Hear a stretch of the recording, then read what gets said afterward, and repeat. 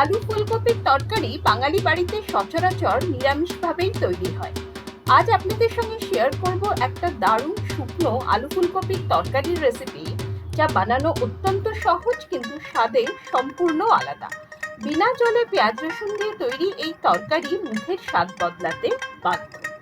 নমস্কার বন্ধুরা, অ্যাপেটাইটের আরেকটি নতুন পর্বে আপনাদের সবাইকে স্বাগত। আজকের রেসিপি শুখা আলু গোবি। তার জন্য এখানে আমি মাঝারি মাপের একটা ফুলকপি ধুয়ে পরিষ্কার করে কেটে নিয়েছি, মানে ফুলকপির ফুলগুলোকে একটু বড় বড় করে কেটে নিয়েছি। আর কেটে নিয়েছি দুটো মাঝারি মাপের আলুকে লম্বা লম্বি ভাবে। আলু ফুলকপির তরকারি, ফুলকপির রসা, রোস্ট বা রেজালা খেয়ে একঘেয়েমি চলে আসলে অতি অবশ্যই এই শুখা আলু গোবি একবার ট্রাই করে দেখতেই পারেন। আশা করি ভালো লাগবে। কপি আর আলু কেটে নেওয়ার পরে গ্যাসে একটা কড়াই বসিয়ে দিয়ে তাতে দিয়ে দিলাম 4 চামচ সর্ষের তেল। হ্যাঁ, এটা সর্ষের তেলেই রান্না হবে। তেলটাকে খুব ভালোভাবে গরম করে নিতে হবে। ভালোভাবে তেল গরম হয়ে যাওয়ার পরে কেটে রাখা কপির ফুলগুলোকে গরম তেলে আমি ছেড়ে দেব ভেজে নেওয়ার জন্য। এখানে আপনি একটা জিনিস নিশ্চয়ই লক্ষ্য করছেন যে আমি কিন্তু ফুলকপিগুলোতে এখন ভাজার সময় কোনো রকম হলুদ বা লবণ কিছুই মাখাই, জাস্ট প্লেন ফুলগুলোকে ভালোভাবে 2 থেকে 3 মিনিট গ্যাসের ফ্লেম লো টু মিডিয়াম করে একটু রং ধরা পর্যন্ত ভেজে নিচ্ছি। প্রথম ব্যাচের কফি ভাজা হয়ে গেছে, এবার একই রকম ভাবে বাকি কফিগুলো ভেজে তুলে নিলাম। তারপরে কড়াইতে থাকা তেলের মধ্যে আলুগুলোকে দিয়ে দেব ভেজে নেওয়ার জন্য। আলুর ক্ষেত্রেও কিন্তু আমি লবণ বা হলুদের ব্যবহার করিনি। আপনি যদি চান তাহলে সামান্য হলুদ গুঁড়ো আর লবণ দিয়ে ফুলকপির টুকরো আর আলুটাকে ভেজে নিতেই পারেন। আজকে যে শুকনো তরকারিটা আলু ফুলকপিটা আমি দেখাচ্ছি সেটা কিন্তু তৈরি হবে পেঁয়াজ রসুন বাটা দিয়ে।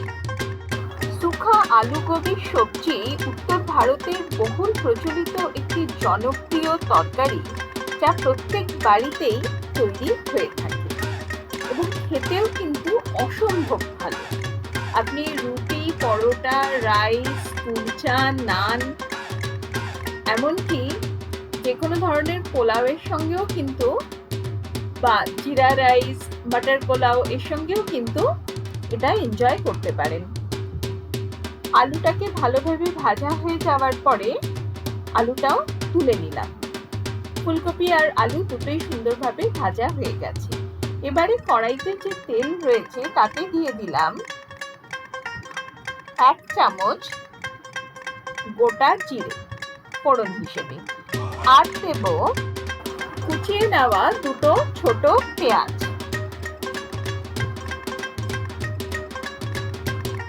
পেঁয়াজ আর ফোড়নটাকে ভালোভাবে একটু নাড়াচাড়া করে নিতে হবে তেলের মধ্যে।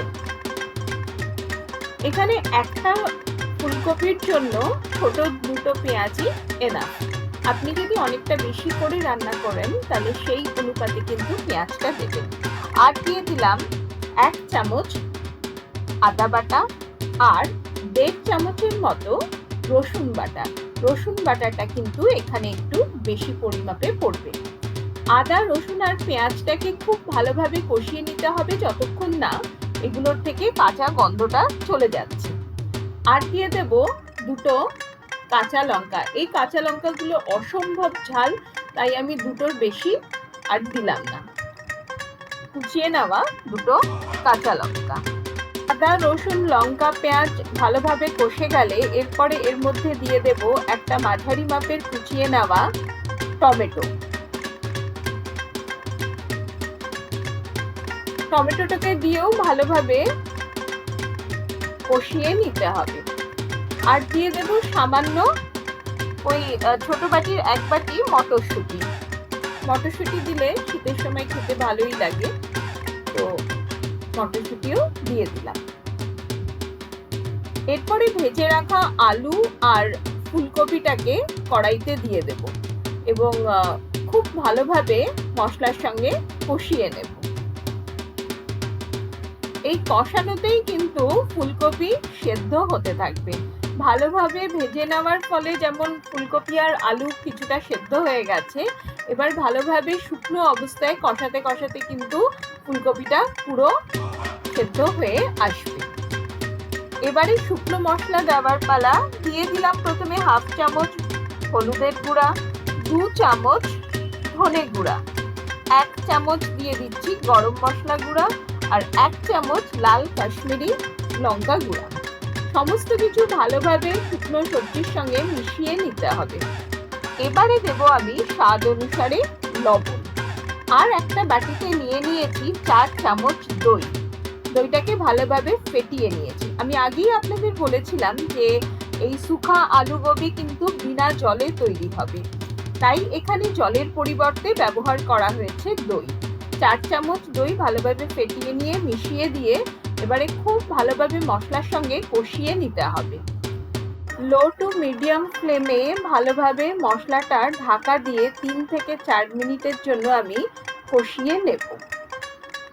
ফিরলাম মিনিট 4 পরে। দেখুন দই থেকেও তেল ছাড়তে শুরু করে দিয়েছে আর এদিকে মশলা কষেও কিন্তু তেল বেশ ভালোভাবেই ছেড়ে গেছে। অলরেডি কিন্তু খুব সুন্দর একটা গন্ধ ছাড়তে শুরু করে দিয়েছে। কড়াইতে মশলাটাকে নেড়ে চেড়ে এবারে মিশিয়ে দিলাম বেশ কিছুটা কুচনো ফ্রেশ ধনেপাতা। ধনেপাতাটাও ভালোভাবে তরকারির সঙ্গে মিশিয়ে নিতে হবে। এরপরে আমি চেক করব যে ফুলকপি বা আলু সেদ্ধ হয়েছে কিনা। না, এখনো আলু কিন্তু পুরোপুরি সেদ্ধ হয়নি, তার মানে আরো মিনিট 2 থেকে 3 আমাকে এটা লো ফ্লেমে রেখে কষিয়ে নিতে হবে। ঢাকা দিয়ে রাখলাম আরো মিনিট 3 জন্য। এবারে দেখা যাক কি অবস্থায় তরকারি রয়েছে। তরকারি কষে তো গেছে খুব ভালোভাবে। এবারে আমি একটু চেক করে নেব যে আলু কি অবস্থায় রয়েছে। হ্যাঁ, আলু কিন্তু সুন্দরভাবে সেদ্ধ হয়ে গেছে। ফুলকপি আর আলু খুব ভালোভাবে সেদ্ধ হয়ে গেছে আর তরকারিও কিন্তু আমাদের মোটামুটি তৈরি। এবারে সবশেষ ওপর থেকে ছড়িয়ে দিলাম 1 চামচের মতো কসৌরি মেথি আর দিয়ে দেব 2 থেকে 3টে টমেটো বেচেস এবং সবশেষ ওপর থেকে ছড়িয়ে দেব আরো বেশ কিছুটা কুচনো ধনেপাতা। অপরদিকে আমি আদাকে বেশ জুলিয়ান কাট করে কিছুটা কেটে রেখেছিলাম, সেটাও কিন্তু একদম শেষে ওপর থেকে ছড়িয়ে দেব। খাওয়ার সময় যখন আদার কুচিগুলো মুখে পড়বে না, খেতে ভীষণ ভালো লাগে। তো আমাদের কিন্তু তরকারি একদম রেডি।